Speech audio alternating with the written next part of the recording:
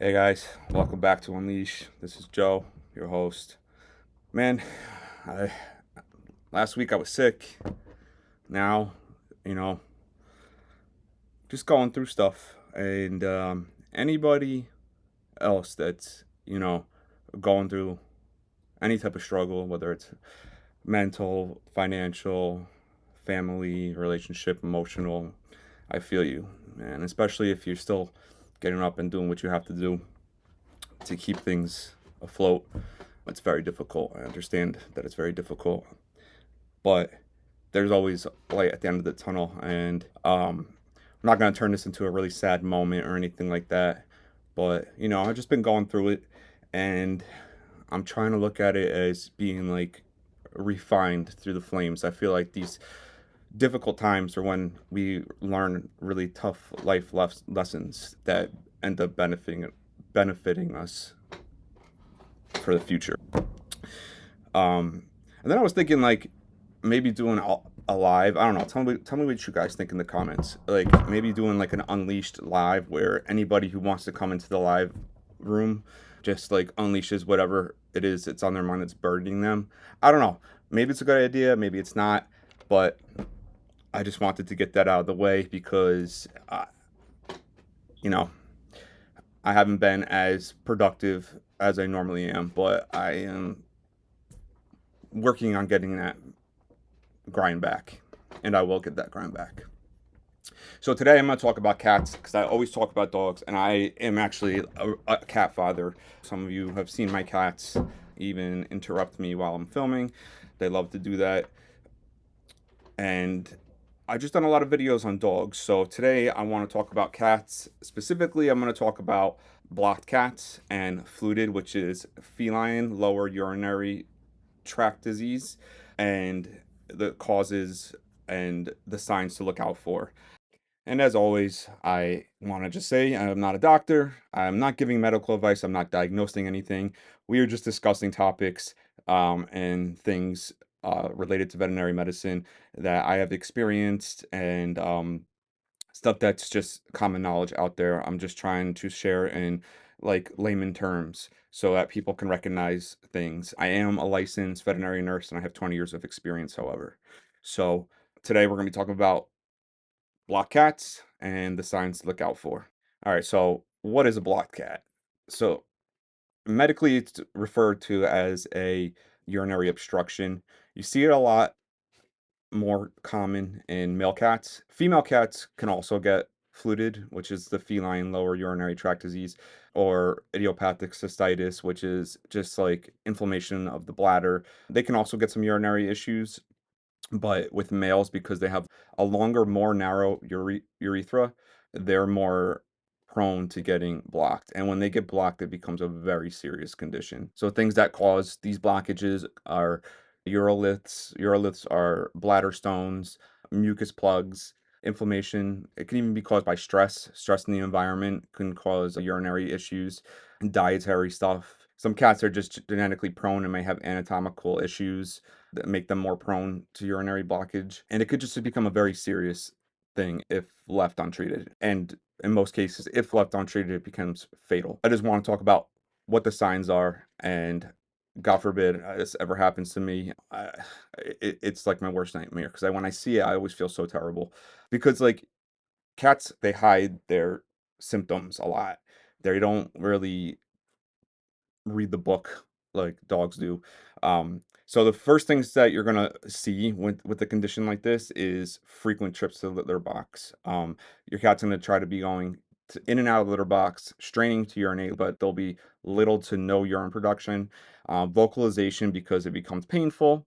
Um, I have actually had kidney stones where I had a blocked ureter, and it was one of the most painful things I have ever been through in my life. So I kind of emphasize and I kind of understand a little bit on passing like a stone or something. It's super painful. So being blocked and being unable to relieve yourself is extremely painful and very uncomfortable. Dehydration is also another fact that can cause this.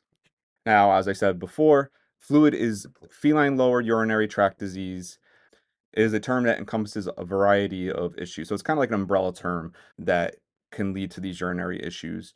Again, what you'll notice is straining, cats struggling to pass urine, having a hard time going in and out of the box, little to no urine production, frequent increased thirst, and trying to urinate. Some preemptive symptoms that you might see would be like blood in the urine.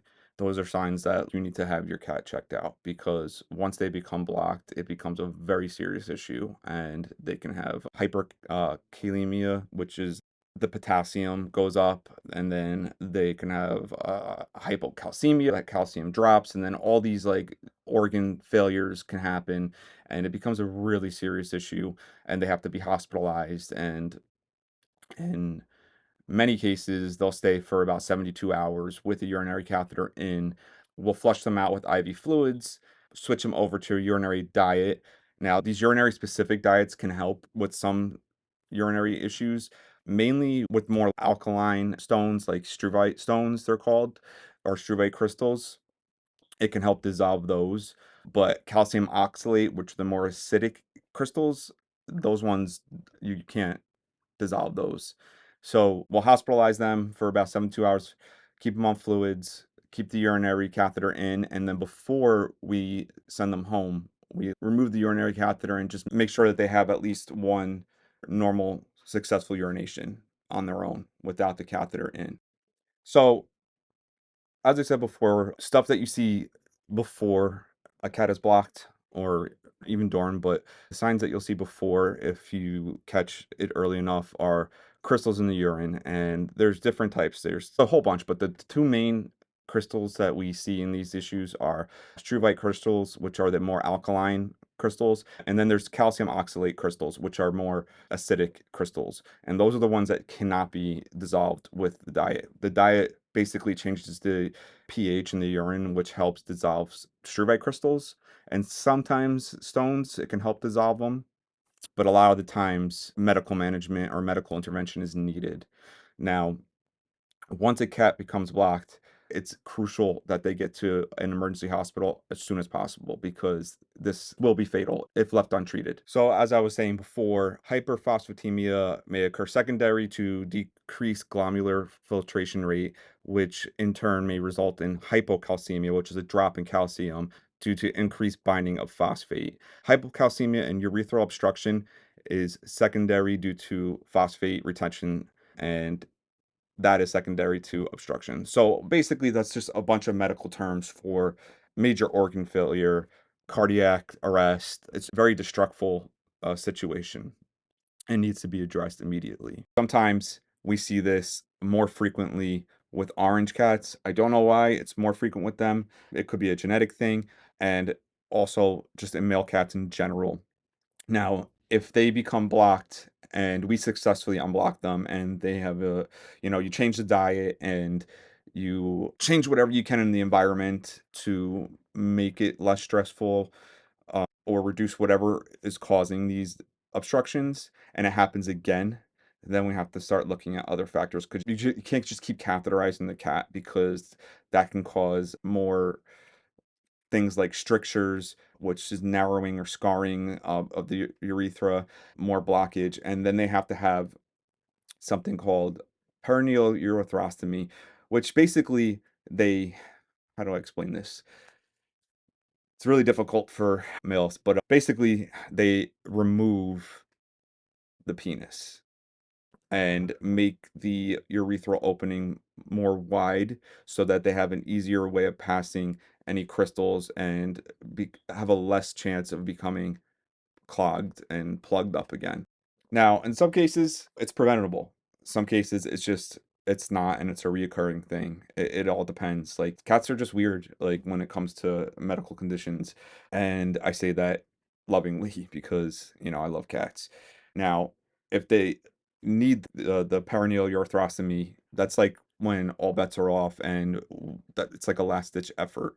Other things that we can do is just medical management, just staying on top of things, feeding a urinary diet, wet food instead of dry food, making sure that they have access to fresh water constantly.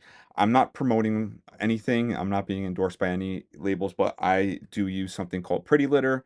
And it's actually pretty cool because it's a crystal litter that shows different signs. It shows if the urine's too alkaline or too acidic, the crystals turn a certain color. If there's blood in the urine, the crystals turn red. So it's kind of like a warning system.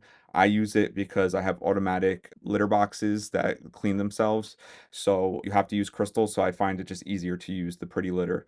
But it's important to provide a clean, accessible litter box and be able to monitor any of these signs and symptoms. So the end goal here in preventing this is monitoring the litter box frequently, making sure they have fresh water. If you're starting to see signs, it's crucial that you bring your cat to the veterinarian as soon as possible so that you can create a protocol to prevent these blockages because the, like I said, they're fatal and preventable, yes, in some cases they're just not, and they just need to be medically managed. And I just want to make sure that you guys know the signs and symptoms. So again, if you see straining to urinate, frequent trips to the litter, increased thirst, vocalization, hiding, just abnormal behavior, those are all crucial signs that your cat needs to be seen by the vet. And hopefully we can avoid these urinary obstructions. And for those who have cats that are more prone to urinary issues, you know, just like I said, medical management, keeping up with your veterinary checkups, and just doing the proper protocol to help prevent this serious issue. So I'm going to leave it there, guys. If you have any questions, leave it in the comments. If you have anything you want to talk about, leave it in the comment section. If you like this video, uh, just hit the like. I would appreciate that. Um, I appreciate anybody who watches my videos. And let me know if you want me to do that live on Leash because I don't know. I just feel like, you know, sometimes releasing things and unleashing things helps release the burden, just getting things off your chest. So I'm not a therapist or a professional or anything, but you know, I, I know other people are going through things too. So anyone who's going through it, I feel you. I'm here for you. And you know, if your cats are going through it, pay attention to my videos and always keep up with your regular veterinary checkups. All right, guys. So I'm gonna leave it there. I will catch you at the next one. Everybody's saying something different. I'm so confused. Yeah, I've like lost.